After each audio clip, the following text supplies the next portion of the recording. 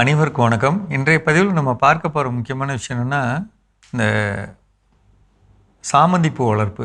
சாமந்தி பூ இல்லை செவந்தி பூ அப்படி ரெண்டுமே பொதுவாக தமிழ்நாட்டில் எல்லா பகுதியிலையும் நம்மளுடைய எல்லா விசேஷங்களுக்காக நம்ம பயன்படுத்துகிற பூக்கள் இந்த ரெண்டுமே. எல்லா காலத்துலேயுமே தேவை இருக்கக்கூடிய வகையிலான பூ இது. இதில் எங்கே தப்பு நடக்குது, அதை வளர்த்து நம்ம கொண்டு வரப்போ எங்கே தப்பு நடக்குது?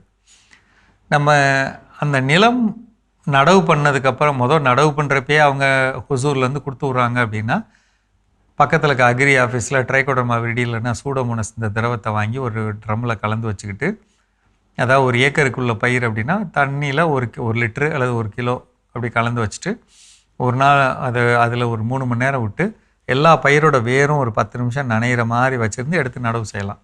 இது முதல் காரியம். ரெண்டாவது பார்த்திங்கன்னா 15 நாளைக்கு ஒரு முறை, பிடிச்சாலும் பிடிக்கலனாலும் அந்த பயிரோட வேறு அமைப்பு என்ன தெரியுங்களா,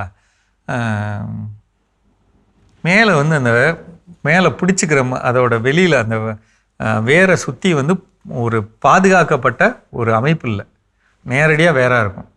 அப்போ என்ன ஆகும்னா ஈஸியாக எந்த ஒரு பூச்சியோ புழுவோ எதுவும் கடிக்கும். அந்த மாதிரி வகையிலான வேர் வச்சுருக்க பயிர். அப்போ அதை நம்ம என்ன செய்கிறோம் அப்படின்னா,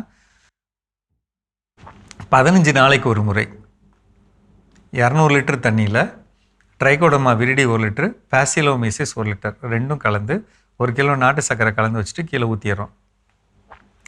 ஒரு மாதம் ஒரு முறை அப்படி ஊற்றுறப்ப அது கூட மெட்டாரைசியம்ங்கிற திரவத்தை கலந்து கீழே ஊற்றிடுறோம். ஒரு நாள் வச்சுருந்து ஊற்றுறோம். இதை மட்டும் பண்ணிக்கிட்டோம்னா இந்த செவ்வந்தி சாமந்தி பூ செடியில் செலவையும் குறைச்சி அதே நேரத்தில் அதிகமான லாபம் எடுக்கலாம். வேறு பாதிக்கப்பட்டு இருக்கிறப்ப அதிகமாக பூ வராது. இதுக்காக நீங்கள் வாரம் எவ்வளோ செலவு பண்ணுறீங்கன்னு மட்டும் பாருங்கள். 6000 ரூபாலேருந்து 7000 ரூபா செலவு பண்ணுறத விட ஒரு 400 ரூபா செலவு பண்ணலாம். அப்படி பண்ணுறது ஒரு மிகப்பெரிய வாய்ப்பாக இருக்கும். அதே மாதிரி நேற்று நான் சொன்ன மாதிரி முட்டை எலுமிச்சை கரைசல் சொன்னேன். அதே மாதிரி நீங்கள் அது தயார் பண்ணலாம்.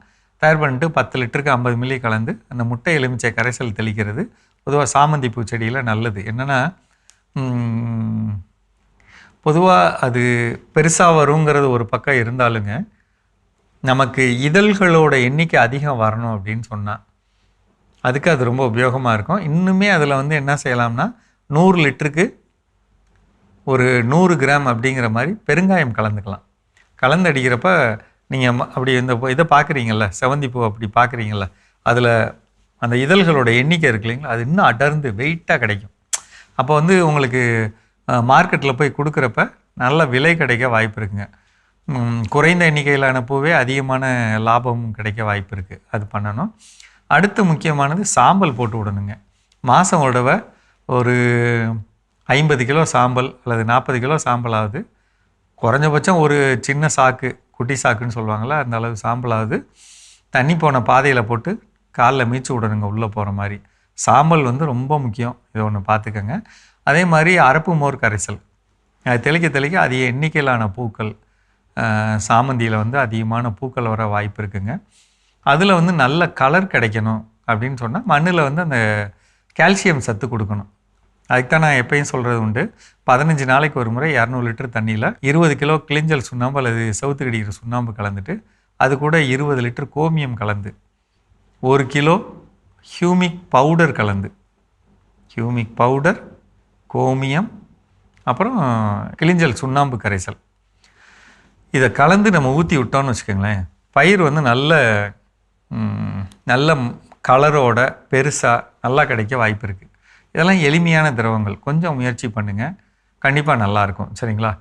இந்த பூ விவசாயத்தை பொறுத்தவரை நிறைய பேர் சொல்கிறாங்களேன்ட்டு வேறு தவறான கரைசல்கள்லாம் கொடுத்துடாதீங்க. என்னென்னா நிறைய பேர் எண்ணெய் கரைசல் கொடுக்குறோம் அப்படின்னு சொல்லிட்டு அங்கே நல்லா இருக்குது இங்கே நல்லா இருக்குன்னு கொடுத்துட்டு அங்கே என்ன ஆகுதுன்னா ஆரம்ப காலத்தில் இலைகளோட பெருக்கம் நல்லா இருக்குது. அந்த கரைசல் கொடுக்குறப்ப எங்கே தப்பு நடக்குதுன்னா பூ வர மாட்டேங்குது. பூவோட எண்ணிக்கையும் சரியாக வரல, வேரழுகள் அதிகம் வந்துடுது. அந்த மாதிரி தொல்லைங்க. அதனால் கொஞ்சம் முயற்சி பண்ணி அந்த செய்யாத மாதிரி பார்த்துக்கங்க. சரிங்களா? எண்ணெய் கரைசல் வேண்டாம். மற்றபடி கடலை புண்ணா கரைசலோடு நீங்கள் நம்ம சொல்லக்கூடிய எல்லா திரவத்தையும் கலந்து கொடுக்கலாம். உங்களுக்கு வளர்ப்பில் ஏதாவது சந்தேகம் இருந்ததுன்னா கீழே நம்பரில் கேளுங்க, நான் சொல்கிறேன். சரிங்களா? மீண்டும் சந்திப்போம்.